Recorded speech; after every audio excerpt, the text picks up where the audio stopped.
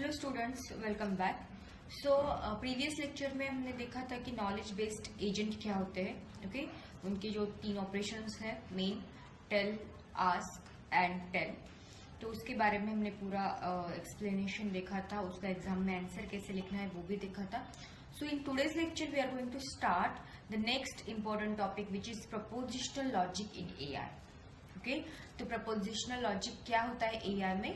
This is also the topic of unit number 4 and the name of the unit number 4 is what knowledge, or you can say the knowledge representation.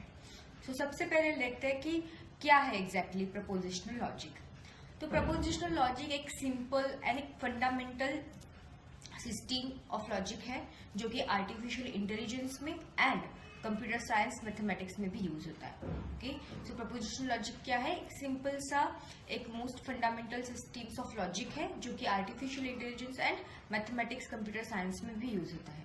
It provides a way to reason about statements that can be either true और false. तो ये इसके अंदर क्या होते हैं? Statements होते हैं। प्रपोजिशनल लॉजिक में क्या है? स्टेटमेंट्स है। वो स्टेटमेंट्स एक तो क्या हो सकते हैं? ट्रू या फिर फॉल्स। ये आपको याद रखना है कि prepositional statements can be either true और फॉल्स बट नॉट बोथ। ये दोनों नहीं हो सकते, एक तो ट्रू होंगे नहीं तो फॉल्स होंगे, लेकिन दोनों कभी भी नहीं होंगे। Okay, so this is what your propositional logic. तो ये क्या है? नॉलेज रिप्रेजेंट करने का एक वे है। आर्टिफिशियल इंटेलिजेंस में भी इसको यूज किया जाता है या फिर मैथमेटिक्स और कंप्यूटर साइंस में भी यूज किया जाता है। ओके, और इसके अंदर क्या है? ये जो स्टेटमेंट्स है प्रपोजिशनल लॉजिक में वो क्या हो सकते हैं? एक तो ट्रू हो सकते हैं नहीं तो फॉल्स हो सकते हैं, लेकिन कभी भी दोनों नहीं हो सकते। ठीक है, सो सेम एग्जाम्पल यहाँ पे हमने लिया है। Proposition is a statement that can be either true और false but not both. Okay, तो जो पहला एग्जांपल है द स्काई इज ब्लू, तो हमारा क्या है स्टेटमेंट यहाँ पे? Proposition statement sky is blue. तो ये क्या हो सकता है? आइदर ट्रू और false depending on the actual condition. अभी क्या है? अभी अगर फॉर एग्जांपल रात है तो ऑब्वियसली स्काई ब्लू नहीं रहेगा, तो ये आएगा फॉल्स। ओके, और अभी फॉर एग्जांपल मॉर्निंग चल रही है तो ये आएगा ट्रू। अगर रेनी सीजन है तो क्लाउडी इन्वायरमेंट में है, क्लाउडी इन्वायरमेंट में हम देख नहीं सकते तो अगेन ये फॉल्स रहेगा। So this is what your proposition statement that can be either true और false. Okay, again the next example is what? It is raining. Okay, ये भी नॉर्मल सा स्टेटमेंट है। ये भी क्या हो सकता है? ट्रू या फिर false, depend upon your weathers condition और whether it is raining or not. Okay, जो भी आपका बाहर अगर बारिश सच में हो रही है then it will be true, अगर बारिश नहीं हो रही है देट विल बी फॉल्स। लेकिन ये ट्रू फॉल्स नहीं हो सकता, दोनों नहीं हो सकते, एक ही हो सकता है। ठीक है, सो यहाँ पे 2 सिंटैक्स है प्रपोजिशनल लॉजिक में। एक तो होता है एटॉमिक जो कि बहुत सिंपल है। सिंटैक्स मतलब some rules to represent a logic. Okay, और दूसरा होता है कॉम्प्लेक्स जिसको हम कंपोजिट भी बोल सकते हैं। ओके, कंपोजिट कॉम्प्लेक्स दोनों सेम चीज है। तो एटॉमिक एंड कॉम्प्लेक्स। तो एटॉमिक सिंपल है, देखते हैं क्या है atomic. It is the simplest type of syntax, right? Consist of single preposition symbol और वेरिएबल। ओके, इसके अंदर क्या है? एक ही प्रपोजिशन स्टेटमेंट होगा या फिर वेरिएबल रहेगा। Okay, and it is represented as or it is represented by upper case letter Q, P, R, A, B etcetera. Okay, मतलब अगर मेरा प्रपोजिशन स्टेटमेंट है इट इज रेनिंग तो मैं इसको डिनोट करूंगी P से। अगर मेरा प्रपोजिशन स्टेटमेंट है दूसरा the ground is wet, then मैं क्या रिप्रेजेंट करूंगी इसको Q से। तो P is my first proposition statement and Q is my second proposition statement. Okay, ये अपर केस लेटर से डिनोट किए जाते हैं और यहाँ पे सिंगल ही वेरिएबल को यूज होता है। ओके, मतलब यहाँ पे P ही यूज हुआ है। ओके, यहाँ पे next example, this is what example number 1, this is what example number 2, right? It is a simple type of syntax consist of single propositional symbol or you can say the variable. जो next है हमारा, जैसे कि मैंने बोला complex या फिर composite या फिर तीसरा नाम उसका है कंपाउंड। ओके, तो इसमें क्या होता है कि आपके जो प्रपोजिशन स्टेटमेंट्स है उनका क्या वर्ड बोल सकते हैं उसको कंबाइन किया जाता है by using some logical connectives. Okay, for example मेरा क्या था? It is raining. ओके, और एंड में बोल सकती हूँ the ground is wet, the ground is wet. तो यहाँ पे क्या है? इट इज रेनिंग ये अलग प्रपोजिशन है, इसको हमने डिनोट किया था P से. द ग्राउंड इज वेट ये अलग प्रपोजिशन जिसको हमने डिनोट किया था Q से. मतलब it is a combination, it is a connection of two propositions. और ये कनेक्शन जो किया है वो किसके हेल्प से किया है? लॉजिकल कनेक्टिव्स के हेल्प से किया. तो लॉजिकल कनेक्टिव यहाँ पे कौन सा यूज किया है? And it is represented like this. Okay, so there are 5 logical connectives which are used in your compound और कॉम्प्लेक्स प्रपोजिशन. पहला होता है निगेशन, जो कि इस तरीके से रिप्रेजेंट किया जाता है. कंजक्शन मतलब एंड, डिसजंक्शन मतलब और, इम्प्लीकेशन मतलब योर एरो लाइक दिस, उसका मतलब होता है if then, and biconditional मतलब if and only if. Okay, तो ये क्या है? आपके डिफरेंट लॉजिकल कनेक्टिव्स है. और अगर कोई स्टेटमेंट, अगर कोई प्रपोजिशन इन लॉजिकल स्टेटमेंट से या लॉजिकल कनेक्टिव से बना हुआ है, ओके, तो उसको हम क्या बोलेंगे? कॉम्प्लेक्स प्रपोजिशन या फिर compound preposition, composite preposition. Okay, ये तीनों इसी के नाम है. तो हम बोल सकते हैं कि it is little bit complex than atomic. Atomic complex नहीं है, सिंपल सा एक ही प्रपोजिशन यहाँ पे यूज होता है एटॉमिक में.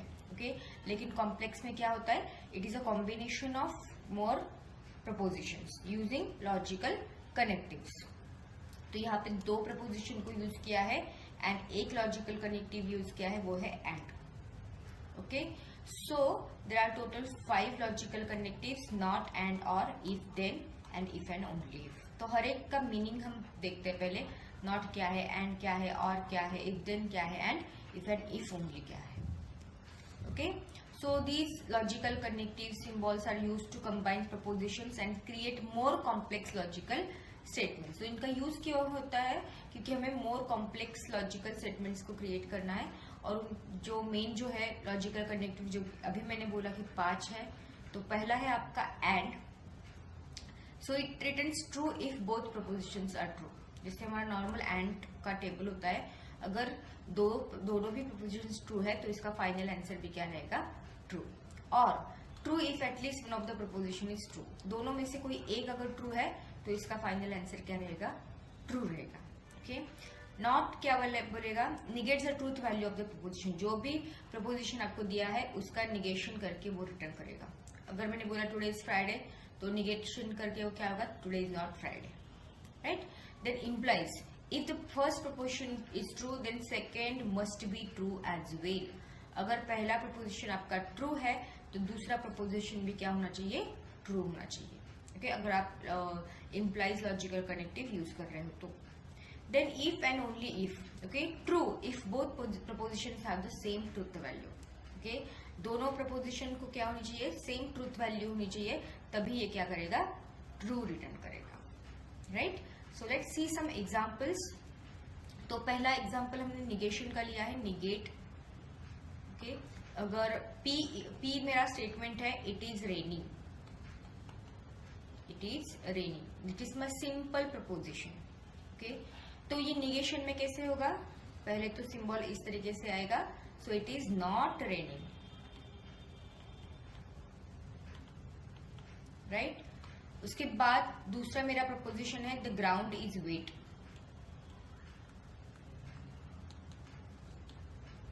ओके, अगर मुझे P एंड Q करना है तो it is raining and the ground is wet.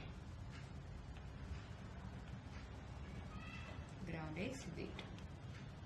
Okay, again P और Q किया तो इट इज रेनिंग और ground is wet.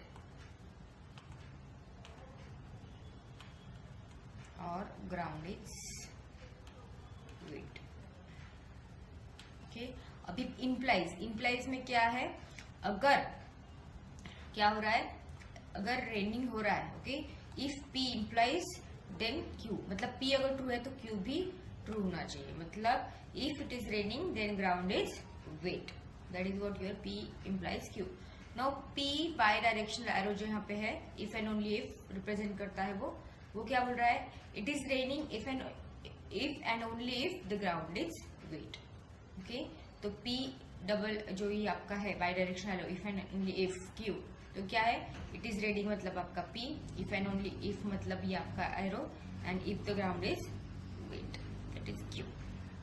Okay, same इस तरीके से आप क्या कर सकते हो, स्टेटमेंट्स को रिप्रेजेंट कर सकते हो। Okay, so prepositional logic is widely used in AI, particularly in areas like knowledge representation. जैसे कि हमने बोला कि मैंने पहले स्लाइड में बोला है कि नॉलेज रिप्रेजेंटेशन में आपका प्रपोजिशनल लॉजिक को यूज किया जाता है, where we represent the facts as a proposition. दूसरा जो एरिया है वो है रीजनिंग, तो where AI system use propositional logic to infer new information from known facts. Inference मतलब क्या, कि deriving new sentences from the old one. Okay, और उसी को हम क्या बोलते हैं, reasoning, right. So AI system use propositional logic to infer new information from known facts. Then decision making logic is used in decision support systems where AI needs to evaluate conditions and make decisions based on true or false values. अगर हमारे कुछ AI systems है जहाँ पे हमें क्या करना होता है, conditions को evaluate करके decision लेना होता है, okay? और वो decision कैसे होना चाहिए, either true or false. At that time also we use prepositional logic. Okay, उसी को हम बोलते हैं शॉर्ट में डिसीजन सपोर्ट सिस्टम में भी आपका प्रपोजिशनल लॉजिक यूज होता है। तो सिंपल सा एग्जांपल हमने यहाँ पे लिया, P it is raining, Q the ground is wet. तो अगर आपको क्या लिखना है, इम्प्लाइज का अगर आंसर लिखना है तो if it is rain then the ground is wet. Okay, so if you know P is true then you can infer that Q is wet, right, मतलब ग्राउंड इज वेट। अगर आपको पता है पी ट्रू है तो Q भी क्या होना चाहिए, ट्रू होना चाहिए। हमने ऑलरेडी इसके रूल्स देखे हुए हैं। तो इसका एक डिसएडवांटेज भी है, तो ये डिसएडवांटेज क्या है, it doesn't handle more complex statements like those involving quantifiers. Okay, quantifiers कौन से, सम एंड ऑल। ओके, तो इस तरीके से कुछ रिप्रेजेंट किया जाता है, this is what for all, और सम के लिए कुछ इस तरीके से एक सिंबल है, उसे यूज किया जाता है। तो ऐसे जो सिंबल्स है, ऐसे जो स्टेटमेंट्स है जिसमें सम ऑल क्वांटिफायर्स का यूज होता है, तो ये हैंडल करना डिफिकल्ट जाता है अगर आप क्या यूज कर रहे हो, प्रपोजिशनल लॉजिक। और we can say the relationship between different object is also difficult to handle for propositional logic. And for such cases more advance logic system like first order logic are used. तो इन सब के लिए, सम के लिए, all के लिए हमें क्या यूज करना होता है, फर्स्ट ऑर्डर लॉजिक यूज करना होता है, right. So in next lecture we will see what is first order logic, how this disadvantage has overcome, okay, how we have solve this disadvantage. तो नेक्स्ट वीडियो अगर आप proper follow करोगे तो आप university में जो भी क्वेश्चन आया है एंड सेमेस्टर एग्जाम, ओके, तो आप उसका आंसर अच्छे से लिख पाओगे।